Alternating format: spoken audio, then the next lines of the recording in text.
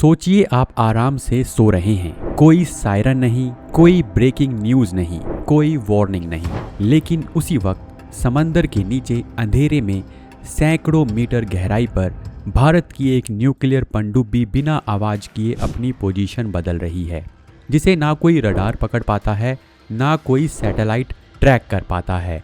और अचानक समुद्र की सतह को चीरते हुए एक ऐसा हथियार बाहर निकलता है जो पाकिस्तान, बांग्लादेश और चीन तीनों के लिए एक चेतावनी बन जाता है।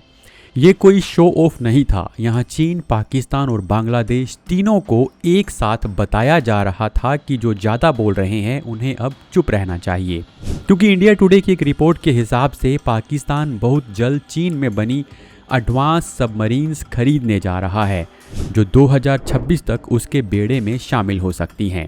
पाकिस्तान में सारी ताकत वहां के आर्मी चीफ आसिम मुनीर के हाथों में आने से खतरा और भी बढ़ गया है। वहीं बांग्लादेश के खराब हालत, अमेरिका का दबाव, ये सब भारत को जवाब देने पर मजबूर कर रहे हैं और भारत ने भी अब उसी माहौल में चुपचाप अपना जवाब दे दिया है। 23 दिसंबर की सुबह बंगाल की खाड़ी में भारतीय नौसेना ने सबमरीन से बैलिस्टिक मिसाइल का सफल परीक्षण किया है, जिसके लिए कोई बड़ी प्रेस कॉन्फ्रेंस नहीं की गई, किसी नेता ने भाषण नहीं दिया और कोई जश्न भी नहीं मनाया गया।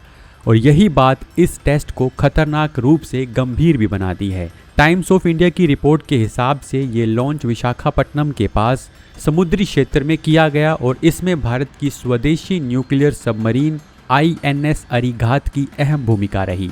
सरकार ने आधिकारिक नाम नहीं बताया, लेकिन जिन पैटर्न्स, नोटिफिकेशंस और तकनीकी संकेतों को डिफेंस एक्सपर्ट्स देख रहे हैं, उनके हिसाब से ये लगभग तय माना जा रहा है कि ये test K4 submarine launched ballistic missile का ही था। और अगर ये सच है तो इसका मतलब सिर्फ एक टेस्ट नहीं है, बल्कि भारत की समुद्र के नीचे छिपी हुई ताकत का ऐलान है।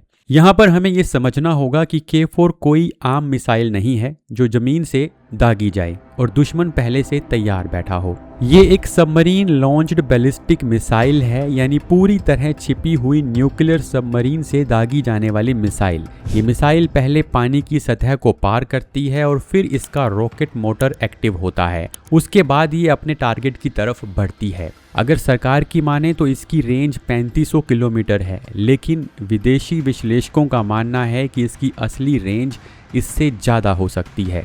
लेकिन यहाँ पर रेंज से भी कहीं ज़्यादा इम्पोर्टेंट है इसका लॉन्च प्लेटफॉर्म, क्योंकि जब मिसाइल समुद्र के नीचे से आती है तो दुश्मन को पता नहीं चलता कि हमला कहाँ से हुआ है। यही वजह है कि K4 को भारत की सेकेंड स्ट्राइक कैपेबिलिटी की रीढ़ कहा जाता है। सीधी भाषा में कहें तो अगर भारत पर कभी परमाणु हमला होता भी है तो समुद्र में छिपी ये सबमरीन बिना चेतावनी जवाब देने में सक्षम रहती है।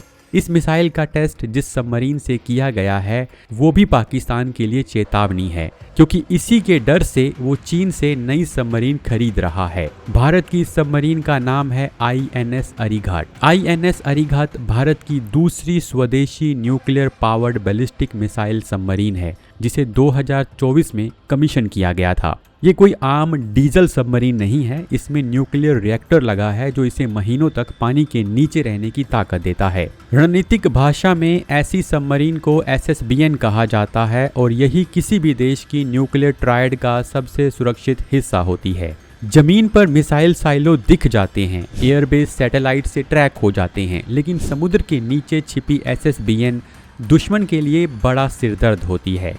INS अरिघात से K4 का ये परीक्षण साफ बताता है कि भारत अब तकनीक बना नहीं रहा, बल्कि उसे वास्तविक ऑपरेशनल हालात में तैनात भी कर चुका है। अगर भारतीय उपमहाद्वीप के संदर्भ में देखें तो इस टेस्ट का मैसेज बहुत साफ लेकिन संतुलित है। चीन लंबे समय से हिंद महासागर क्षेत्र में अपनी मौजूदगी बढ़ा रहा है। उसके सर्वेलांस शिप्स भारत के मिसाइल टेस्ट पर नज़र रखने की कोशिश करते रहे हैं। पिछले कुछ महीनों में भारत ने कई बार टेस्ट नोटिफिकेशन जारी किए और आखिरी वक्त पर टेस्ट को टाल दिया। नतीजा ये हुआ कि चीन करोड़ों रुपए खर्च करके जासूसी जहाज भेजता रहा और हर बार खाली हाथ लौटा। इस बार कोई चीनी जहाज नहीं आया और भारत ने आखिरकार इस टेस्ट को कर लिया। पाकिस्तान के लिए संदेश अलग है। K4 जैसी मिसाइलें किसी तत्कालिक युद्ध के लिए नहीं होती। इनका मकसद लड़ाई शुरू करना नहीं बल्कि ये बताना होता है कि परमाणु ब्लैकमेलिंग अब काम नहीं करेगी। K4 मिसाइल के इस सफल परीक्षण के बाद भारत की नज़र अब अगली पीढ़ी की सबमरीन लॉन्च मिसाइलों पर है, जो कि K5 और K6 हैं। K5 की रेंज 5000 किलोमीटर मानी जा रही है, जबकि K6 के बारे में कहा जाता है कि ये 6000 किलोमीटर तक मार कर सकती है। K6 में MIRV तकनीक होने की भी संभावना है, यानी एक ही मिसाइल से कई वॉरहेड अलग अलग लक्ष्यों पर दागे जा सकते हैं। इस टेस्ट के बारे में भारत ने कुछ भी नहीं कहा है, लेकिन खबरों से इस टेस्ट की दिशा का अंदाजा लगाया जा सकता है। बंगाल की खाड़ी में हुआ ये टेस्ट किसी युद्ध की घोषणा नहीं है। ये भारत की उस रणनीति का हिस्सा है जिसमें वो बिना शोर किए, बिना बयानबाजी के अपनी असली ताकत तैयार करता है। K4 जैसे सिस्टम ये भरोसा देते हैं कि भारत की परमाणु नीति सिर्फ कागजों तक सीमित नहीं है। जब पड़ोसी देश को ये पता चलता है कि जवाब हर हाल में मिलेगा, तो टकराव की संभावना अपने आप कम हो जाती है और इसी को असली डेटरेंस कहा जाता है।